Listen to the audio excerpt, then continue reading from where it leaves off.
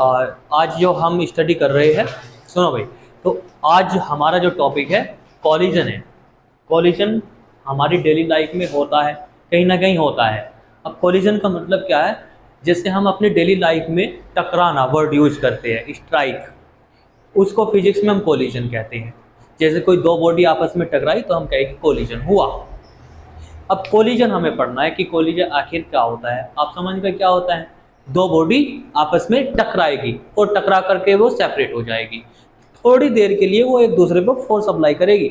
मान लो ये बॉडी है, यहाँ पर रेस्ट में है, और इधर से एक बॉडी आ रही है बहुत तेजी के साथ चल करके, इसने ऐसे इस पर फोर्स अप्लाई किया, तो थोड़ी देर के लिए होगा ये काम, और थोड़ी देर बाद ये इसकी वेलोसिटी ज़्यादा हो सकती है, और हो सकता है कि ये रेस्ट में भी आ जाए। कुछ भी हो सकता है, घटना होने के बाद, टक्कर होने के बाद कुछ भी हो सकता है। या तो जिस बॉडी में टक्कर लगी वो फास्ट चली जाए, या हो सकता है वो वहीं की वहीं खड़ी रहे। जैसे कि हमने एक बॉल ली और दीवार में फेंक के मार दी हमने, तो जब कोलिजन होता है तो दीवार तो वहीं रहती है, लेकिन बॉल वापस आ जाती है, रिबाउंड हो जाती है। तो कोलिजन में कुछ भी हो सकता है। दोनों बॉडी की वेलोसिटी भी चेंज हो सकती है, एक बॉडी की वेलोसिटी भी चेंज हो सकती है, एक रेस्ट में हो सकती है। तो ये हमारा कोलिजन है। और कोलिजन की सिंपल वर्ड्स में ये डेफिनेशन आपके सामने है। क्या है? Strike to each other and applying large force for small time. अब हमें कोलिजन के टाइप्स पढ़ने हैं।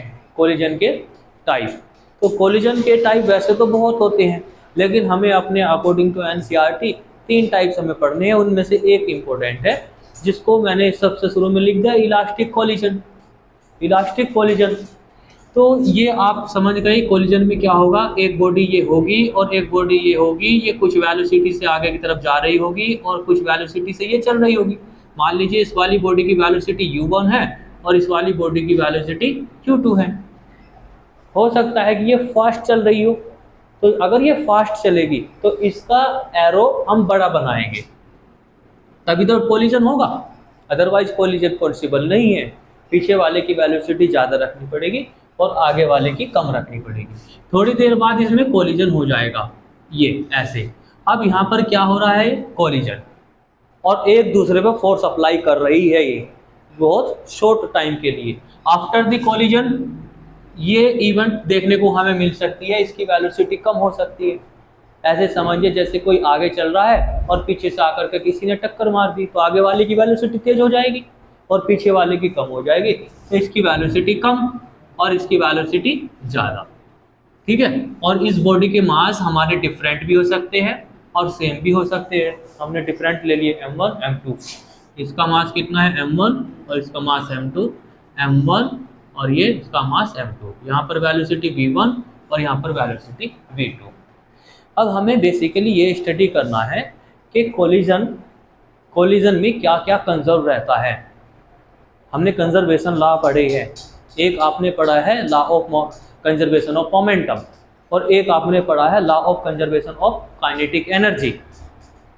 तो कुछ कोलिजन ऐसे होते हैं जिसमें काइनेटिक एनर्जी कंजर्व रहती है, और कुछ कोलिजन ऐसे होते हैं जिनमें काइनेटिक एनर्जी कंजर्व नहीं रहती आफ्टर द कोलिजन।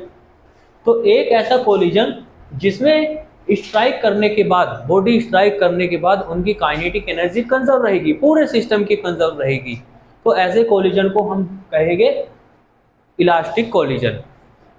यहाँ पर जो काइनेटिक एनर्जी है पूरे सिस्टम की, पूरे सिस्टम से मतलब समझ रहे हो, इन पूरी दोनों बॉडी की, दोनों की काइनेटिक एनर्जी हम निकालेंगे, फाइंड आउट करेंगे। सबसे पहले law of kinetic energy, law of conservation of kinetic energy. Law of conservation of energy तो पढ़ा है आपने, मैकेनिकल एनर्जी भी पढ़ा है, और law of conservation of energy भी जानते हैं आप। Energy can be destroyed not created, पढ़ा है ना ये तो इसमें वही अप्लाई करना है हमें। काइनेटिक एनर्जी हमारी कंजर्व रहेगी, वो डिस्ट्रॉय नहीं होगी, सिर्फ काइनेटिक एनर्जी, बाकी एनर्जी की हम बात नहीं कर रहे, हम सिर्फ काइनेटिक एनर्जी। ऐसा लोग एनर्जी का तो है ना। अब आप एनर्जी कौन सी ले रहे हैं? काइनेटिक एनर्जी का तो है ना, हम एनर्जी काइनेटिक ले रहे हैं, बाकी एनर्जी की हम बात ही नहीं कर रहे, बाकी एनर्जी की हम बात नहीं कर रहे। तो इसमें देखो, ये इधर कौन सा सिस्टम है? ये पूरा, ये इस पूरे सिस्टम में कितनी बॉडीज है? टू मेंबर्स है। तो फर्स्ट बॉडी की काइनेटिक एनर्जी कितनी रहेगी? Half m1 u1 square. दूसरी बॉडी की कितनी रहेगी? दूसरी बॉडी की रहेगी हाफ m2 और ये u2 का स्क्वायर। अब पूरे सिस्टम की कितनी रहेगी बिफोर द कोलिजन? तो प्लस कर देंगे। तो बिफोर द कोलिजन ये रही आपकी पूरे सिस्टम की kinetic energy. And after the collision first member की kinetic energy how much? Half m1 v1 square. और सेकंड मेंबर की कितनी होगी? हाफ m2 v2 का स्क्वायर। पूरे सिस्टम की कितनी बनेगी before the collision, sorry after the collision? तो ऐड कर देंगे। तो इस कोलिजन में ये कंजर्व रहती है, ये नहीं बदलती। हालांकि अलग अलग इन दोनों की काइनेटिक एनर्जी बदल सकती है, इसकी कुछ और होगी, इसकी कुछ और होगी, बट अगर आप पूरे सिस्टम की बात करोगे तो वो नहीं बदलेगी, वो कांस्टेंट रहेगी। तो एक ऐसा कोलिजन जिसमें after the collision kinetic energy conserve रहती है, उस कोलिजन को हम कहेंगे कौन सा कोलिजन? Elastic collision. ठीक है। कोलिजन के टाइम पे कोलिजन के टाइम नहीं, कोलिजन के बाद की बात कर रहे हैं, after the collision and before the collision. जब कोलिजन हो रहा है तब तो उनमें एक्सचेंज हो रहा है, कुछ उसकी वेलोसिटी इसको ट्रांसफर हो रही है, इसकी वेलोसिटी से ट्रांसफर हो रही है। जब वो सेपरेट हो गई तब देखो आप कि पहले कितनी है बाद में कितनी है, तो आपको काइनेटिक एनर्जी सेम मिलेगी, उसमें कोई चेंजेस नहीं आया होगा। ठीक है, तो ये समझ गए। If there is no loss in kinetic energy then our collision is known as elastic collision. अब इसके कैरेक्टरिस्टिक की बात कर लेते हैं। तो एक कैरेक्टर तो यही हो गया इसका कि before the kinetic energy of the system remain same. एक तो यही होगा आपका, एक कैरेक्टर तो यही हुआ। ठीक है, रिमेन्स सेम। क्लियर है ये वाला पॉइंट? और दूसरा कैरेक्टर ये हो जाएगा, इसमें मोमेंटम भी कंजर्व रहता है before the collision and after the collision. Momentum, कितना मोमेंटम बनेगा बताओ? फर्स्ट मेंबर का बताओ कितना बनेगा momentum? m1 u1। Second member का कितना बनेगा? m2 u2। और पूरे सिस्टम का कितना बनेगा? ऐड कर देंगे हम। आफ्टर द कोलिजन बात करते हैं। फर्स्ट मेंबर का मोमेंटम कितना होगा? m1 v1। सेकंड मेंबर का कितना होगा? m2 v2। पूरे सिस्टम का कितना हो जाएगा? ऐड कर देंगे। ये भी कंजर्व रहता है, तो इसलिए हम इसको इक्वल लिखेंगे। मोमेंटम आल्सो कंजर्व, ये भी कंजर्व रहेगा। ठीक। थर्ड प्रॉपर्टी की बात करते हैं इसकी। थर्ड प्रॉपर्टी क्या है? टोटल एनर्जी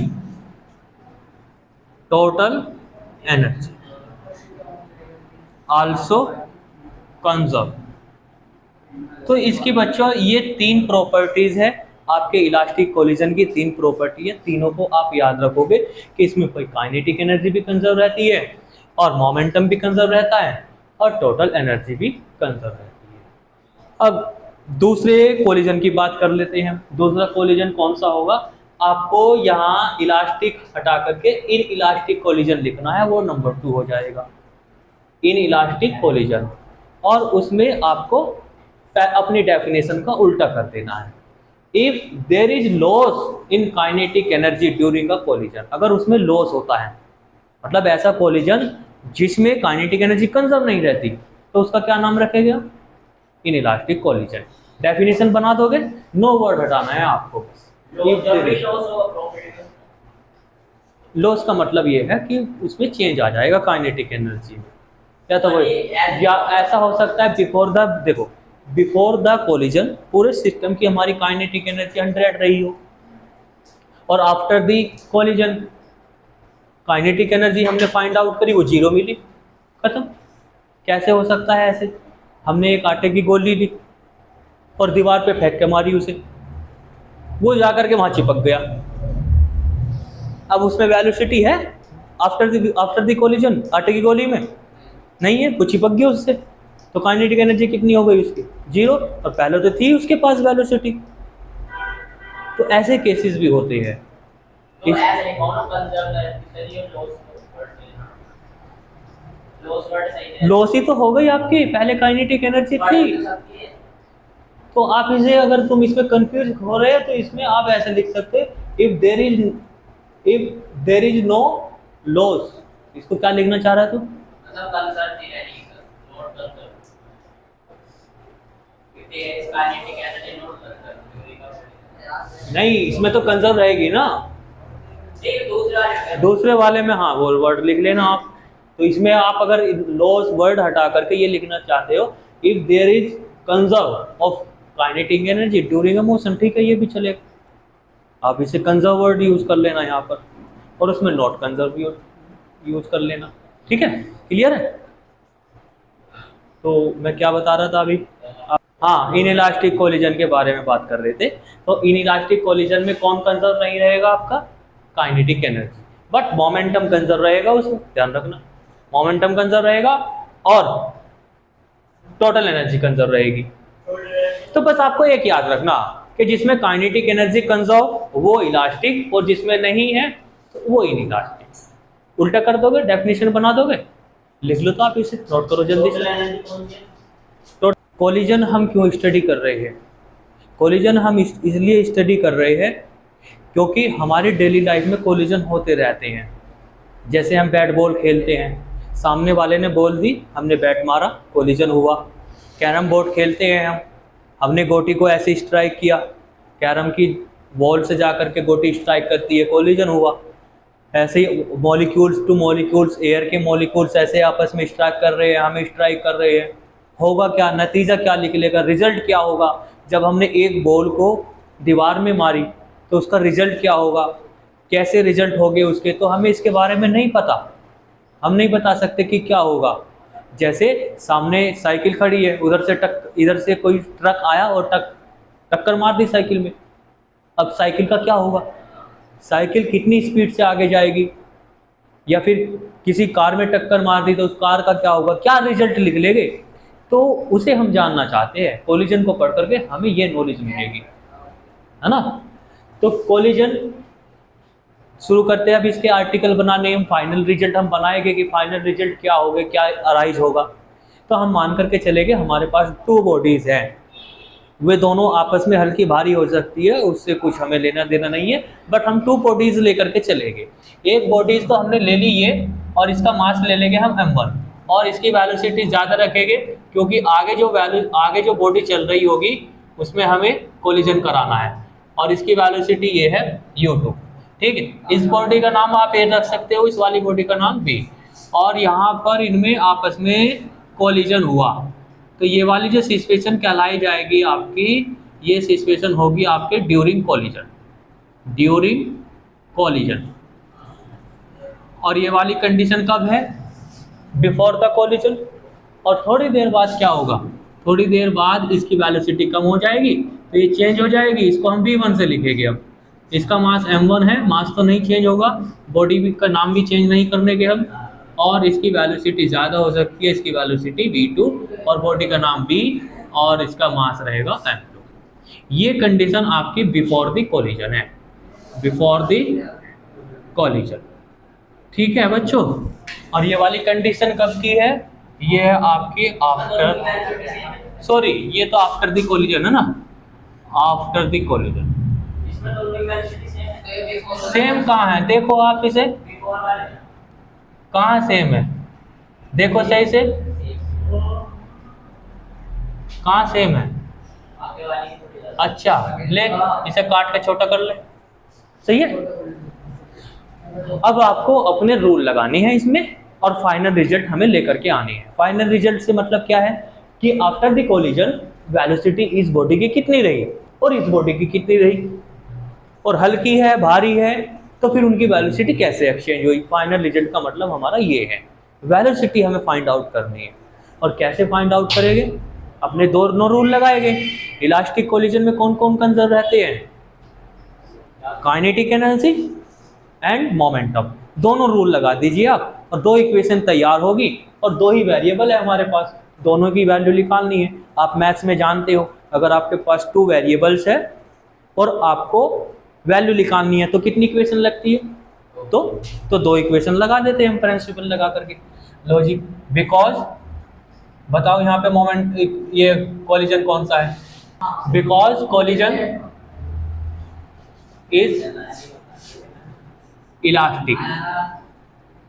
देखो भाई बच्चों, अरे सुनो, क्योंकि हमारा जो कोलिजन है वो इलास्टिक है, इसलिए हम यहाँ पर क्या लगा सकते हैं, kinetic energy before the collision, before the collision equal to kinetic energy after the collision, after the collision.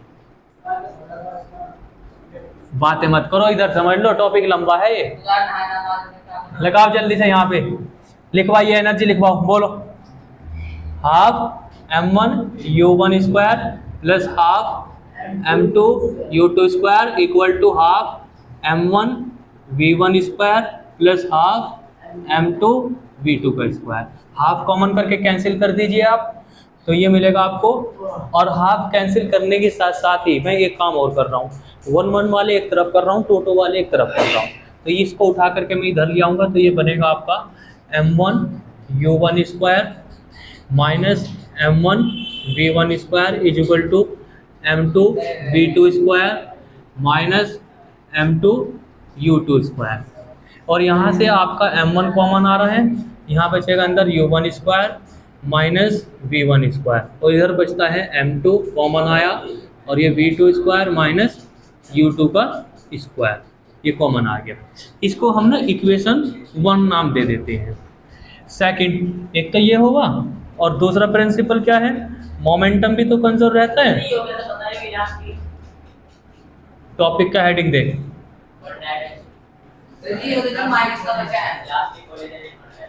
फिर कौन सा पढ़ रहे हैं हम, ये हो गया माइनस का बचा है, तो ये दिमाग लगा इसमें क्या होगा। माइनस का मोमेंटम, ये वाला को माइनस का m2 बचा।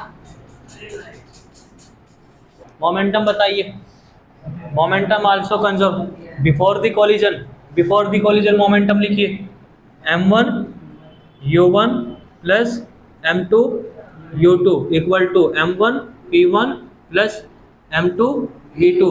1 1 वाले एक तरफ करो, m1 u1 इधर आ जाएगा ये m1 v1, और ये 2 2 वाले एक तरफ करेंगे हम v2 minus m2, sorry m2 हाँ u2। इसमें से कॉमन देखो क्या मिल रहा है आपको, u1 माइनस v1, और इधर कॉमन क्या मिल रहा है m2, तो यहाँ बचा v2 माइनस u2। ये आपकी इक्वेशन सेकंड आ गई।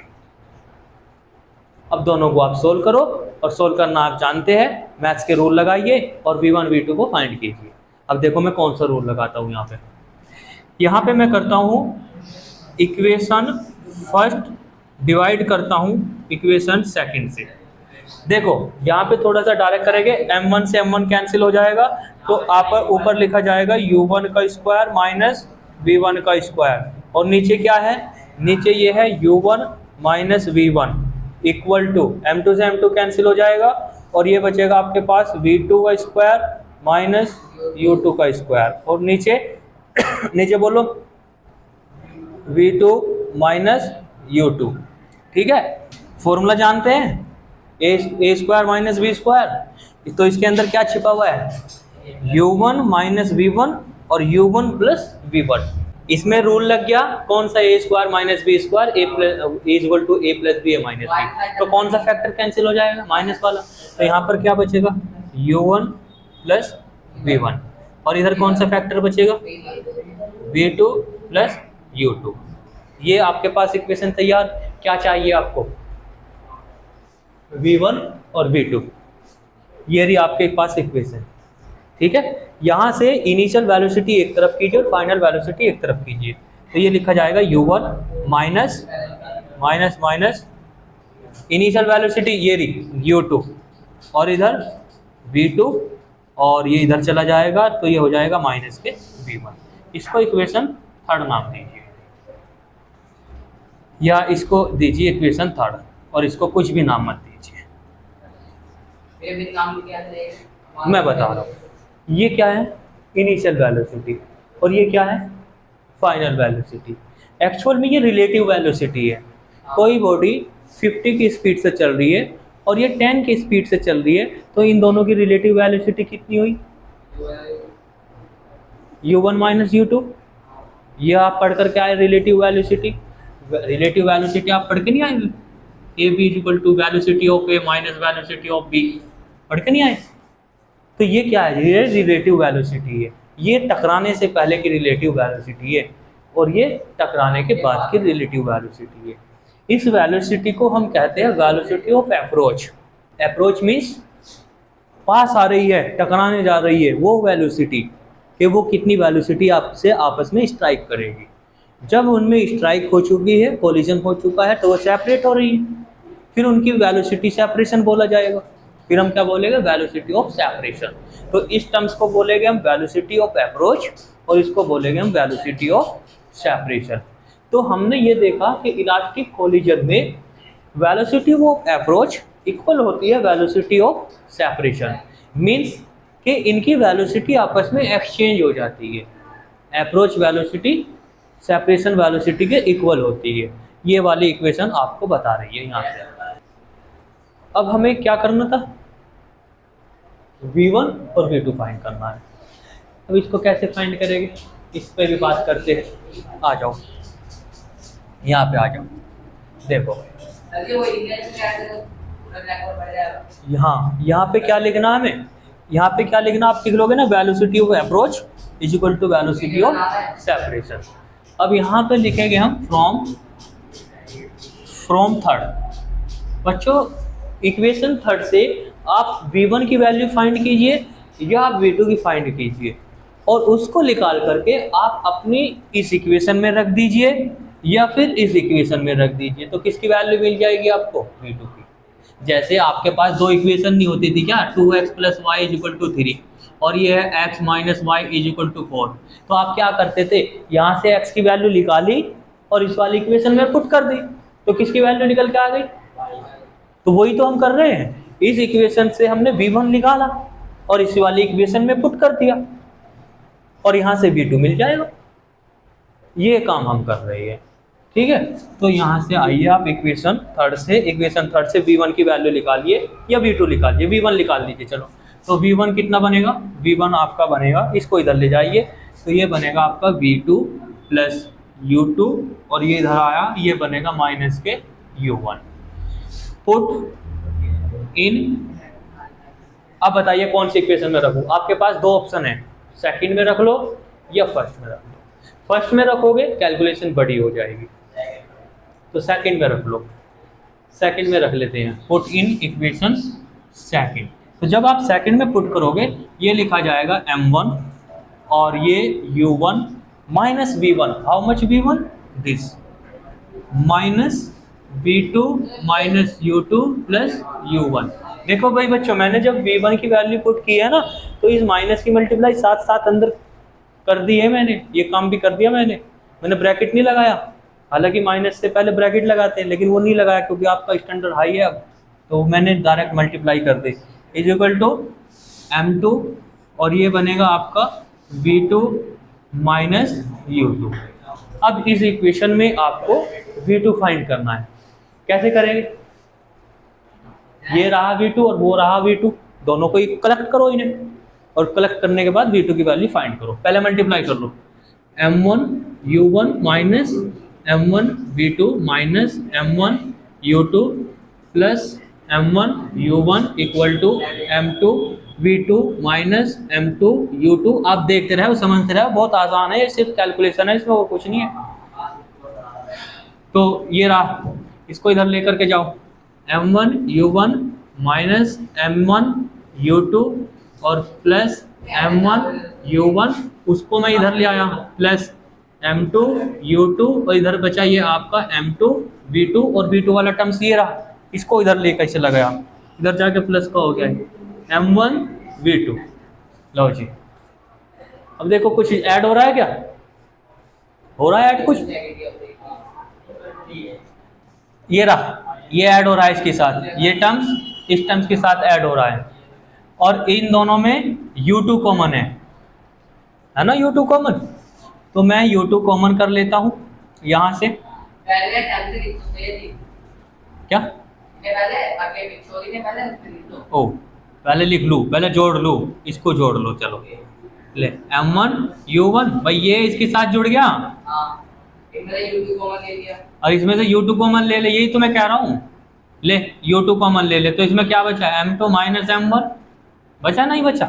हाँ, उधर देख क्या कॉमन आ रहा है, इधर भी घुमा, इसको नीचे लिया इधर, जो एम तो ये क्या बन जाएगा 2m1 u1 m1 plus m2, और यहाँ पे बनेगा u2 m2 माइनस m1, और अपॉन में बनेगा ये m1 plus m2 equal to v2।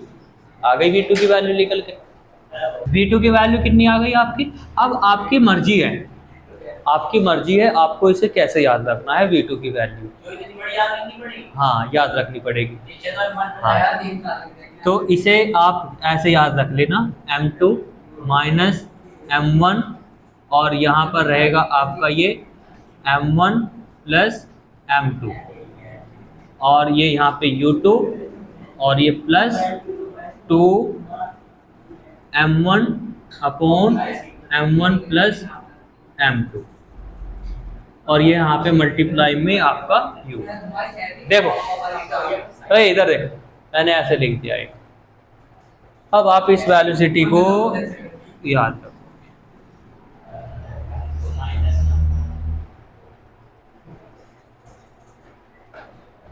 Same है, तरीका थोड़ा सा सही से कर दिया मैंने लिखने का।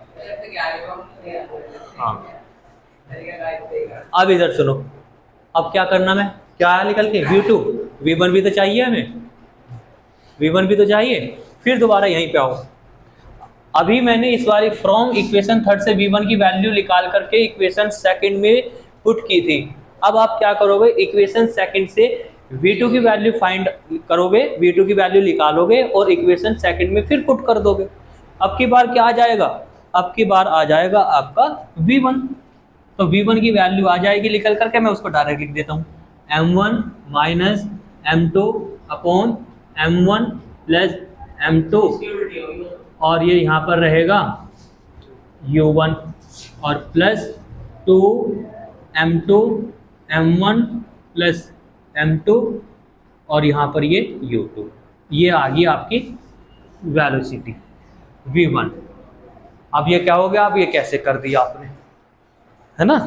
तो इसको ना ऐसे कर लेना आप, हालांकि आप यहाँ से निकाल करके ला सकते हो, बस ये या आप ऐसे कर लेना ऑन चेंजिंग या रिप्लेसिंग